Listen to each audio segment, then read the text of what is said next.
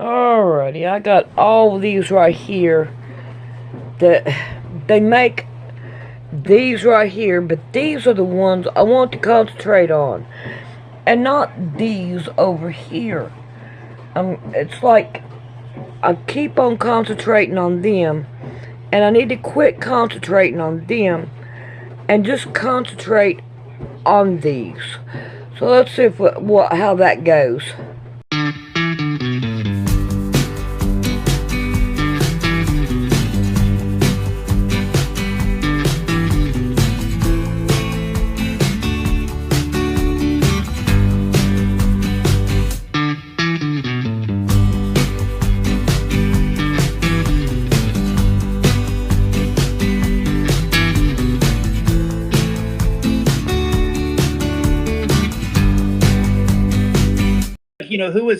Who was investing all the time and the money into building a very elaborate, detailed, beautiful building, and in order to take people, you take their rights away and shove them into these places, not criminals, people they deemed insane. By who? Yeah, so it sounds like you're saying they weren't in the insane asylums necessarily because of mental disorders or drugs or whatever. It might have been a more nefarious system of lawfare that was just condemning these people to their fate, right? Well, yeah, possibly. The question is like, so some people would ask, like, how could some of these things that I'm saying, how could they be true without people saying it? Well, that's a pretty good reason that you could do it. It's like, you imagine if, you think about like World War II era in Germany. Well, how come nobody spoke up about that thing? It's like because their neighbors spoke up about it, and you know what happened to them? Nobody heard from them again. Mm-hmm. And so, like, what incentive it is, and it's not like we're on the, they didn't have the internet back then. At least I don't think so. So, like, if something happened to your neighbor, it's like who are you even gonna go tell?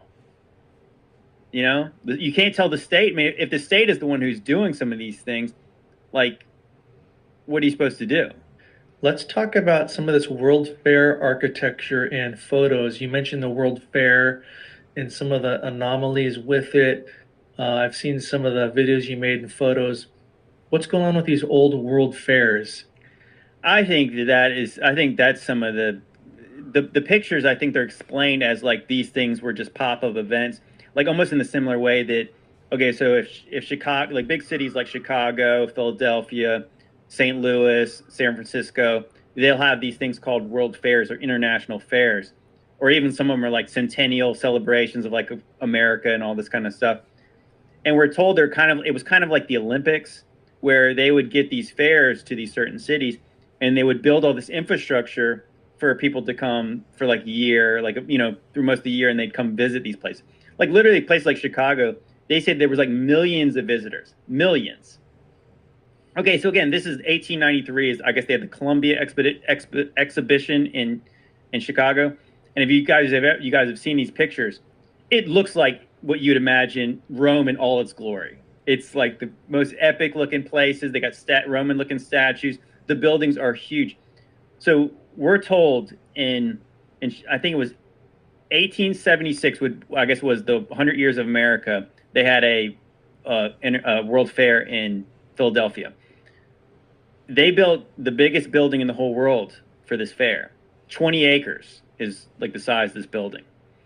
Well, we're told that all this stuff was temporary. So like they built these crazy things and then they just tore them down.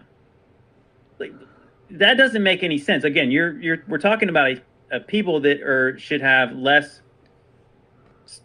tools to do this kind of stuff. They don't have the heavy equipment to do it. So they're going to build these very elaborate buildings. Like, and when you see them, they are very elaborate. They are very massive, like columns, very detailed stone work.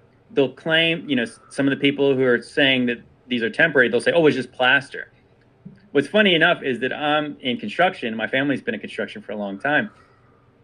Even if they were temporary by their definition, they would say, oh, well, they're only made of like wood and plaster and metal lath and this. And I'm like, do you know that's what they make stuff of now? Like, those are not temporary structures they make now. It's like the only reason you say they're temporary is because supposedly they tore them down afterwards. But like, You don't build a building that's as big as the ones we're talking about, and then you have people going, millions of people going in and out of these places in order for them to be temporary. And if they were temporary, they would still have to be strong enough to not fall down. Plaster back in those days would have been a cement-based plaster, right? So it's still really heavy, and what you'd had to have to support all that weight, steel frames. So even if they weren't stone, they would not be temporary. They would not technically be still. I mean, like I said, they would only be temporary because if you decided to destroy it later, but not temporary like this is not like a Hollywood set. This is not something that you could just walk behind. There's nothing there. There's pictures from the inside of these places too. And yes, they have steel frames. These buildings look like they're made of stone. And not only that, they have age. So they built the biggest building in the whole world in Philadelphia in 1876. They tore it down afterwards. So in 1893, Chicago built a building that was almost twice as big. Or it might even twice. I think actually they might have said it was 44 acres on the inside. And then they tore it down afterwards. Okay, so we're taught like a certain view of how they would have lived back then. Like we're supposed to be like the advanced people, but we could not comprehend doing that. I don't think anybody could. Like, who would put that much effort in? And these exhibitions had like 200 buildings for these things. So we're just talking about like examples of them. They're all over the place. There's a real good example, and I read this. If you guys have ever seen John Levi, he makes good content on YouTube, and he exposes a lot of the old world stuff. He did a good video about San Francisco. And so they had a midwinter fair there, and I think it was might be 1894. Well, there's evidence that this was a yearly thing they did there, because there was a newspaper article from 1893 saying that they were advertising for this thing, and we're told that they just built this thing like in 6 months. He breaks down all the costs it would cost, and again, not only that, guys, we're told electricity was brand new in these places. The whole places were lit up. We're told like people like Tesla would have just had him and a couple of helpers, and they would have wired every one of these buildings. Like you see the pictures of Chicago, it's all lit up. Pictures of San Francisco, it's all lit up.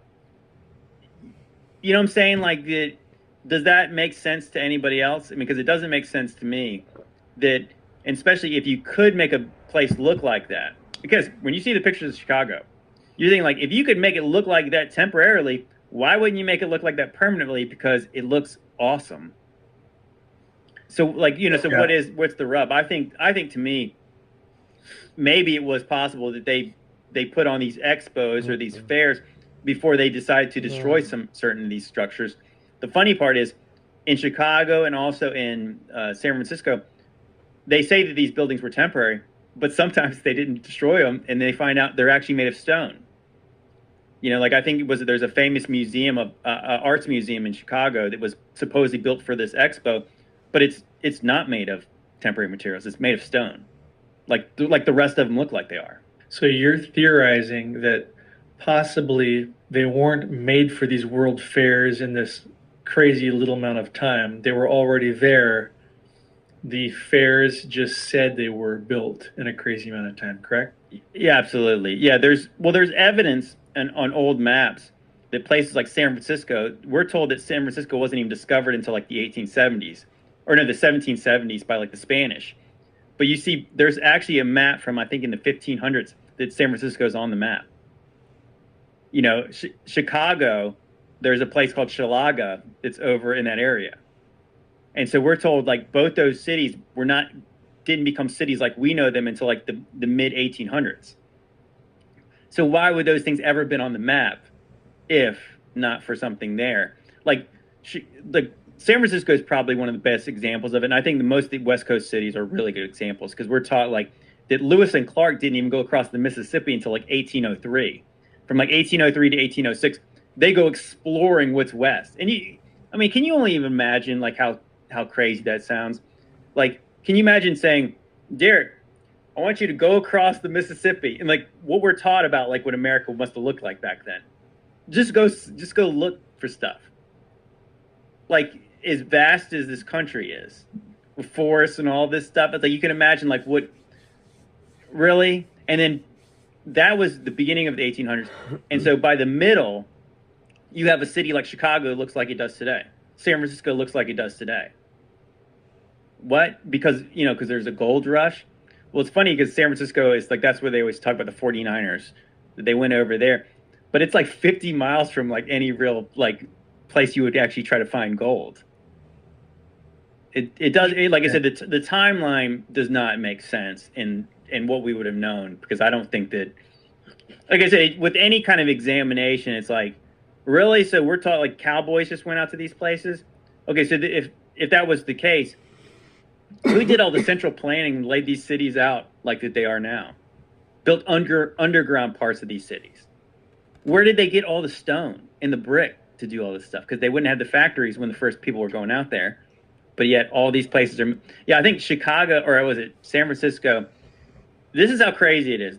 They say between like 1830, or maybe 1840, and like, I want to say like 1890, it had 6 major fires and 1 earthquake, one major earthquake, where the place had to be rebuilt over and over again.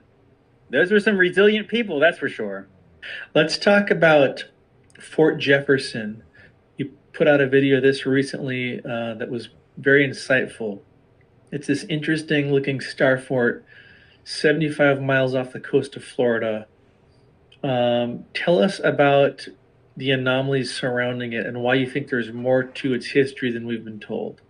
Here's the conventional story of it. I think there was something called, after the War of 1812, they had these I think the first and second and third systems to like protect the country. So they were saying like there was issues with the British attacking the coast during those times. So they were making certain types of fortifications. So in the third system, supposedly, they built 42 forts. It was funny, I was actually just reading up on it to refresh myself on it. Congress designated like $800,000 to build all these forts. 42 forts, okay. Now here's the crazy part, is when you actually look into these places, Fort Jefferson is the one that I remember talking to my dad. My dad was always real skeptical of any of the conspiracies I talked about with him. But when I told him about this one, it was really like I could just see the gears turn in his mind. Okay, so here's some of the facts about this place. It's, yes, about 70-ish miles off the coast. I think it might be 70 miles from Key West. So it's on the Gulf side of Florida. And it's on this place called, I guess it's called Dry Tortugas. It's these little islands. What it really looks like is like little sandbars. It doesn't look like there's a whole lot there. And like this fort is over there. Yeah, and you said it's a star fort. It's built like where it encompasses like this whole island. It's almost like the edges of the fort are literally at the edge of the water. And there's 16 million bricks in this place. Wow. 16 million. And that makes it the largest masonry brick structure in the whole Western Hemisphere. What we're told is that this was built, they built some lighthouse in, I think, the 1820s, but in 1846, they started building this fort. And it took them around, they say it took 30 years to construct. Okay, so you could imagine this. Again, like this is time for, like, you think wooden ships. Think Pirates of the Caribbean. Like, if that's your picture in your mind. They're taking pallets and pallets of bricks. And back then, I don't even believe they had like full capacity to have factories that made bricks. I think they still had to make them mostly by hand. There's 16 million bricks, and here's the interesting part about this island: there's no fresh water there. It seems like, to me, this is me, a skeptical person. It seems like an odd place, because if you were trying to make a fortification that would have any kind of help for the British, you might want to put it like maybe on the other, closer to the coast. Maybe put it like, I don't know, on the other side where the British are coming from the other way. It's kind of like between like Key West and like Cuba. And they say this, of course, this fort was never attacked. Of course, why would it be? Like, why would you even want to take this place? It's just like you said, it's literally like a sandbar with no fresh water. What we're told is that they had cisterns and it rained a lot there, so they just got fresh water from the rain. Well, that seems very difficult to build stuff like that, masonry, with no fresh water. Like, can you imagine like doing masonry? Don't you have to wash stuff off? They go down to the ocean to wash off their tools all the time. It's preposterous. I mean, that's all I can say. When you actually think about this, like, how much time and effort would go into this. Again, it wasn't the biggest masonry structure in the Western Hemisphere then. It still is. So we're taught is that they took them about 30 years to build this. Like toward the end of it, like during the Civil War, they decided to turn it into a prison, even though it supposedly wasn't done. And then shortly after, actually before it was completed, the United States Army abandoned it. Like I think they said they started building it in 1846. It was abandoned by the Army in 1874. Wow.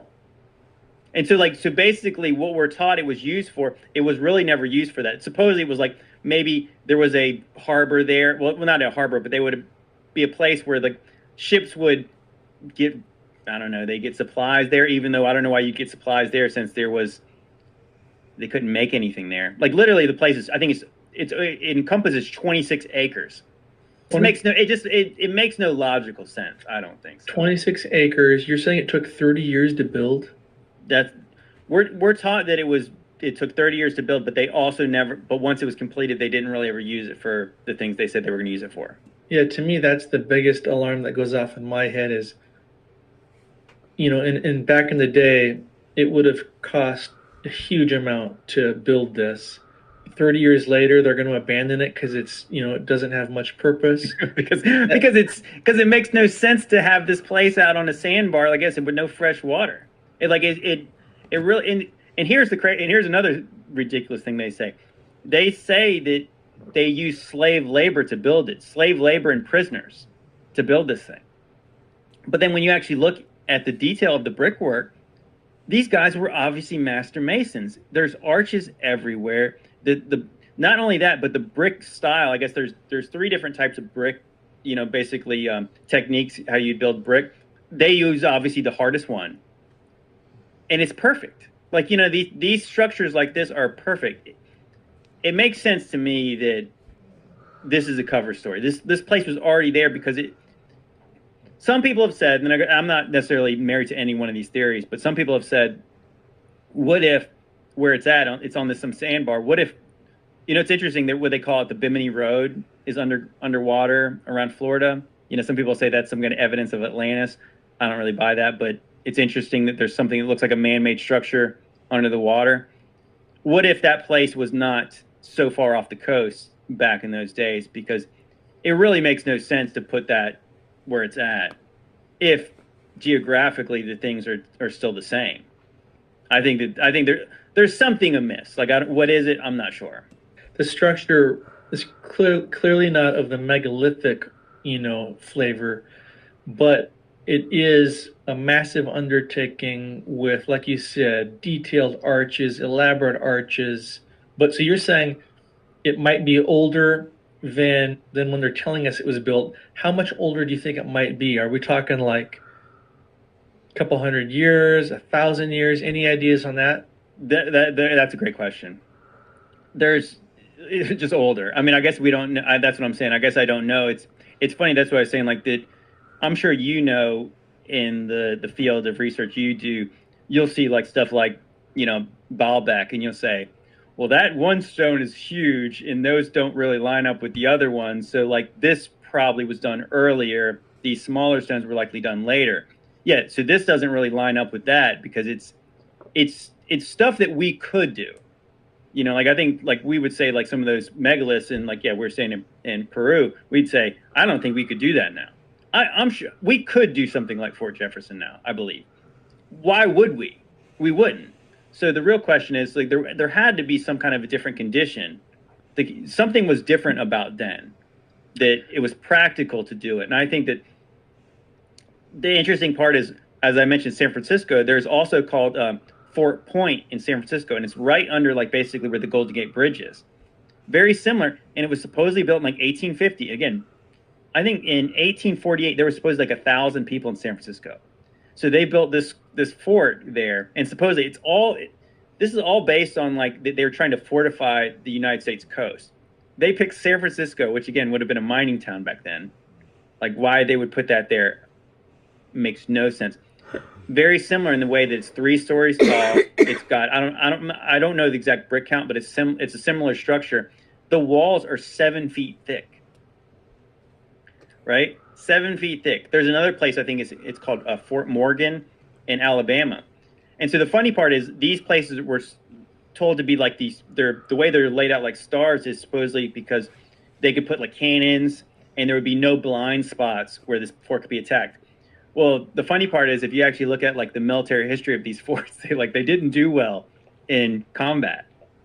So what they're all the whole purpose is if they are going to attack again, like nobody's attacking the fort in the middle of the Gulf of Mexico. It's easily avoidable. It's 70 miles off the coast, so it's kind of like if a ship would say, like, go around it. I'm gonna go. You got a lot of leeway to go around it on either side. Now, if it could move, that would be one thing. Right. If it was like a Death Star, maybe. But like it's like the Death Star, which is just hanging out in nowhere. And it's like, let's just not go that part of the Star Wars universe. But this is kind of like in that same way. So why would there's no strategic value of this place other than maybe some people have theorized, oh, well, it's used to stop pirates or something. But again, pirates probably could go around it easily. And it's really the ships that are patrolling the area would be, I don't know, the main deterrent for that kind of thing, I guess. But so the real question is so these structures are likely older. And here's something that, again, I read out of that guy John Levi's book. So as I mentioned, I'm kind of in southeastern Virginia. And so we have here, really close to where I'm at, is Jamestown. And if you guys aren't familiar, Jamestown we're told, is the oldest permanent English settlement. But just south of here is Roanoke Island. And so Roanoke Island is where we get the whole mythology of the lost colony, where they established this colony there before Jamestown, I think in the 1840s. And then I'm not sure how long they were there, but John White was the man who was kind of in charge there. He went back to Great Britain to get supplies, and I guess he came back 3 years later. Kind of took a long time to get there and go back, but whatever. That's neither here nor there. But the interesting part about John White is he did these detailed maps of the area, pretty accurate, the way they're drawn. And so he's got this map of the area from 1840. What's fascinating is there's a patch over part of the map. And I guess they did what is it called? LiDAR type technique to find out what was under the patch. And what's under the patch is a star. It looks like what's been covered up is a star fort. Okay, so now think about that. So before the first permanent English settlement, there's a map by John White of North Carolina where I guess it's right where these rivers fork. There is a patch, and under the patch is a star fort. So a similar structure possibly as the ones we're talking about.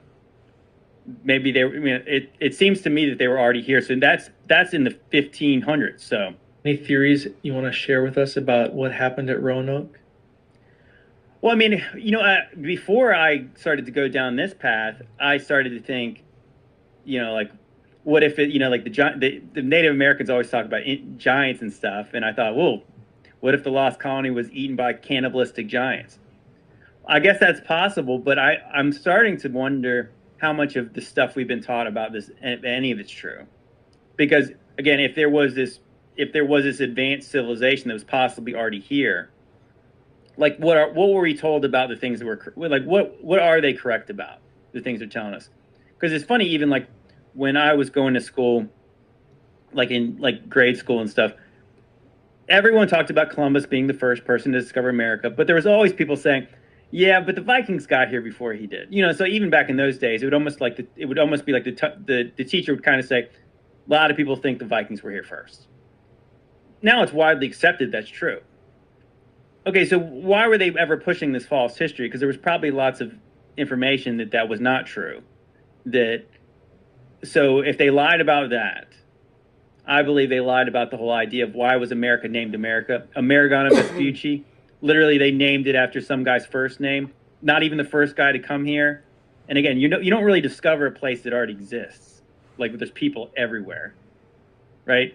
I think that I remember hearing Tim Alberino back in the day, and he discussed the idea that no, America was named after Amaru Ka, the plumed serpent. He was what they called him in what we now call South America. He was their god, and of course, he was their in Quetzalcoatl in North America. I think there's a lot of things about what we've been taught about this place just are not so. Like now I'm trying to peel back the layers, like how much could we have been lied to about that? But I mean, again, you didn't discover a place that has massive pyramids and people that actually have a civilization there. It's like it's not, like what we're talking. And then we're supposed to believe that Columbus thought this was India, and then he started calling everyone Indians, and then so one day I guess they figured out it was not India, but they still called them Indians after that. You know what I mean? Like there's one of those kind of things where you're like, we were taught a lot of dumb things, like Benjamin Franklin discovered electricity by flying a kite with a key on it. Isaac Newton discovered gravity by getting hit on the head with an apple. Like, it's almost like, wow, they taught us as kids, like, mythologies, basically, that probably aren't true, in order to craft this narrative about you have this progression between colonization, and then we improved, and eventually you get to the Industrial Revolution, and then you have like the robber barons in this country, and they're credited with building everything. Like the Freemasons are credited with building all these places, but it's like, you ever seen a Freemasonry lodge now, a recent one? They don't look like anything impressive. They don't look like they have much masonry skills. It's funny you say that. Where I live, about 45 minutes out of Seattle, in a smaller town, it's growing because everyone's leaving the cities and coming out to the country. So it's good and bad. But the little Masonry lodge where the Masons meet is probably the worst, ugliest building in the whole town. And in the other towns around it, it's the same thing. It's almost like this little windowless building. It's crazy. I was in Europe over the summer on our Mysteries of England tour to see Stonehenge and the ancient sites. But still, even touring through London, and we went to Paris, you see what looks like old world architecture, right? Some massive buildings. There was a cathedral in Salisbury. There was a cathedral in Salisbury, England. It's a really cool town. It's not the biggest town. And I don't think this is even the biggest cathedral. Now, I'm there to see megaliths. So, like, I didn't think I was going to be blown away by a cathedral. When I saw this thing, I was dumbstruck at the scale. I was dumbstruck at the scale. This thing was so massive. And I guess it is the largest spire in England. This thing was so massive, I was stopped in my tracks. And again, it brought me to these thoughts of this old world architecture that might not be as, megalithic, but how in the world are we not building anything like this that inspires? And in fact, in that cathedral, there was a quote that I took a picture of, and it said something about this cathedral was constructed to make even the worst of pagans want to worship. Or oh, really? Like that. The point is, it was meant to inspire and just dumbstruck you. You walk around, especially out here on the West Coast. Over there on the East Coast, you guys still have some cool stuff in Virginia and South Carolina. Over here, we have nothing like that. We have nothing that's old and even compares to what you've got on the East Coast. And it's crazy. You go see these buildings that were built in the 60s and the 70s, and it's like it was built to do the reverse, to depress you, right? Yes.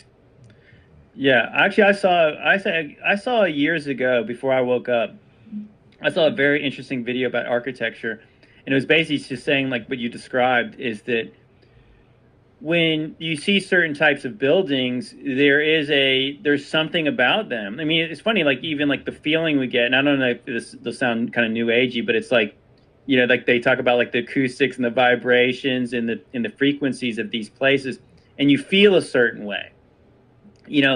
Obviously a visual thing too.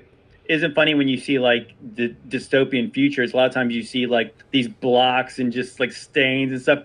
Well, that's what they built after World War I or after World War II.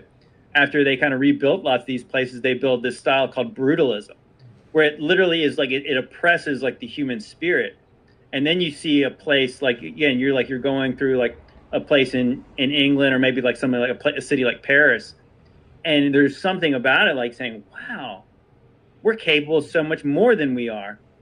And then you see these state buildings, almost like what you imagine be like East Berlin back before the wall fell down, of like, this is supposed to make me feel bad. It's supposed to make me feel oppressed. And it does. And it's like when you see like nice architecture, people want to restore those places and they want to make them nice. Like people gentrify certain parts, old buildings, because they have nice style to them. They have these features that they don't build them like they used to. And then you have things that were built like in the 60s. There's water stains. They look like garbage. And then people treat other people like garbage in these places. Everybody lives in these apartment buildings, these blocks, and it just looks ugly. And again, people's behavior is ugly in those places, versus a place that looks classic and people want to aspire